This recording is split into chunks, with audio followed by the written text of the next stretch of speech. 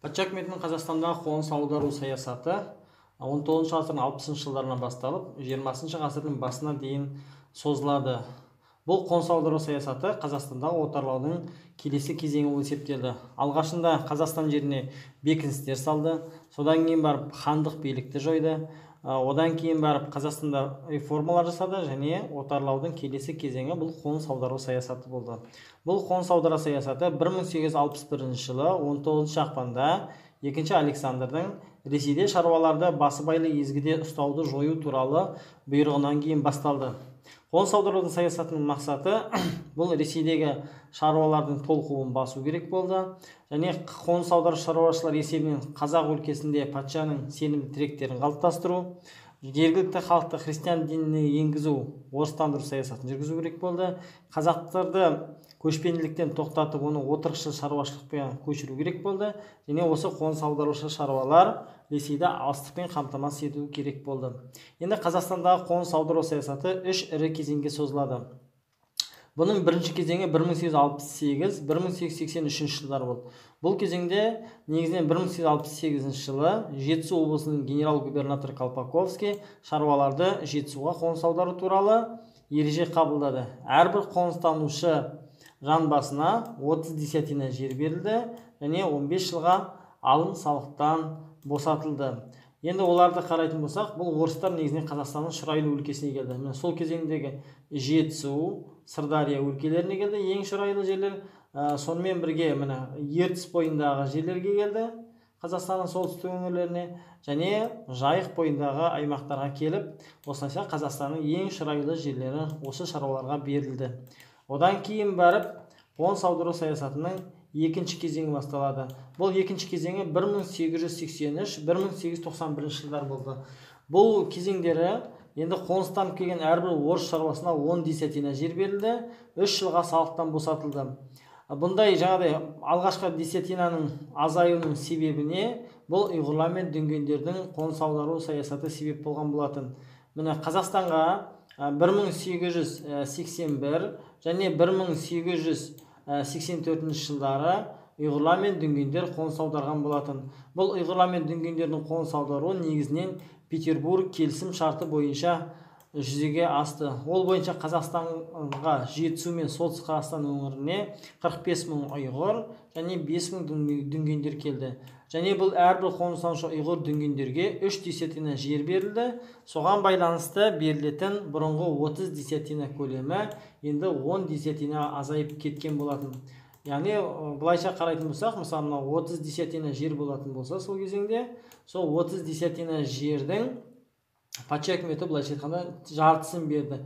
Жартысын бөледі де, бұрын жаңағыдай 30 десятинаның 15 десятинасы бұрынғы алғаш келген шаруаға қалады, 15 десятинасы, ал 15 десятинасы қалады. Ал мына қалған 15 десятинаны патша үкіметі тағы да былайынан бөлді.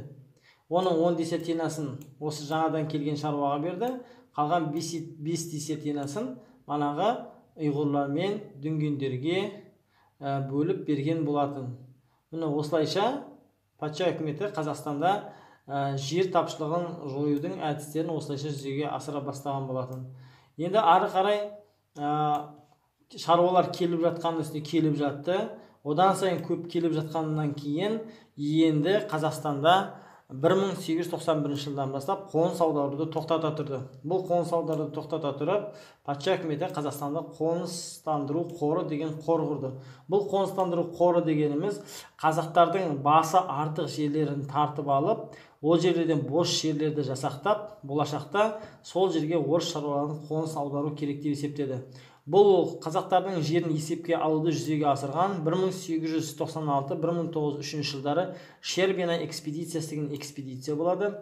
Бұл экспедицияға сол кезеңде Әлихан Бөкейханов қатысады. Ол сол кезеңде Ақмола, Торғай, Семей облыстарының 12 уезін зерттеп, сол кезеңде қазақтар үшін 187 десятина жер, бұл 24 мал басына жетеді деп есептеді.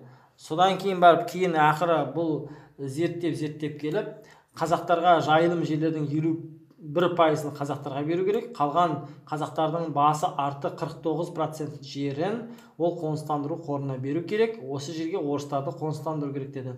Алайда патша әкімшілігі бұнымен келіспей, қоныстандыру қорын деп қазақтардың 63% жерін тартып алды. Яғни әрбір мал бағатын қазақтардың 63% жерін тартып алады да, қалған жерлері, шұрайлы жерін тартып алады да, қалған шұрайсыз жерлерді қазақтарға қалдырды. Сөйтіп қазақтар өзінің мал жаятын шұрайлы жерлерінен де енді айырылып қалды. Осылайша патша үкіметі 1853-1905 жылдары 4 миллион десятина, кейін 17 миллион десятина, ал 1917 жылға қарай қазақтардан 45 миллион десятина тартып алды. Және бұл орыс шаруаларын Қазақстанға тасымалдау үшін 1893 жылы Сібір темір жолы салынып, нәтижесінде Қазақстанға орыс шаруаларын алып келу басталды. Бұл Сібір темір жолы Қазақстанның негізінен солтүстігі арқылы өтті. Осы солтүстігі арқылы өткеннен кейін енді қазақтарды мына ішкі аудандардағы шұрайлы жерлерін тартып алды. Өйткені алғаш келген шаруалар бұл өзен көлдердің маңында болса, енді Қазақстанның ішкі аудандардағы шұрайлы жерлерін тартып алу басталды. Осылайша қазақтардың өмір сүруі бұдан ары қарай қиындай түсті. Осы кезеңде тарихта үлкен оқиға болады. Ол 1905 және 1906 жылғы бірінші орыс революциясы болады, 7-ші жылдарда. Осы бірінші орыс революциясында қатысқан шаруалардың көтерілісін басу үшін патша үкіметінің министрі Столыпин тағы да реформа жасайды. Бұл Столыпиннің аграрлы реформасы деп аталады. Бұл Столыпиннің аграрлы реформасы бойынша Қазақстанға мана тартып алған қоныс аудару қорынан құрылған жерлерге орыс шаруаларын одан сайын қоныстандырды. Сөйтіп 17 жылға қарай Қазақстаннан 45 миллион десятина жер тартып алып, осы жерге 1907-12 жылдары 2 миллион 400 мыңдай орыс украин шаруаларын қоныстандырды. Бұл өз кезегінде қазақтардың жерінен айырылып, ақырында жерсіз қалған қазақтар Ресейдің тау өнеркәсібіне жалданып, жұмыс жасайтын жұмысшыларға айналды. Ондай жұмысшыларды жатақтар деп атады. Бұл кезеңдегі осы жағдайды көре отырып, Тұрар Рысқұл 1899 жылы қазақтар мен орыстардың арасындағы жанжалдар күнделікті даланың салтына айналды десе, Ахмет Байтұрсынов 1913 жылдың өзінде қазақ ұлтының өмір сүруінің өзі проблемаға айналды деді. Осылайша бұндай үлкен проблема кейін 1916 жылғы көтеріліске қазақтардың шығуына алып келді.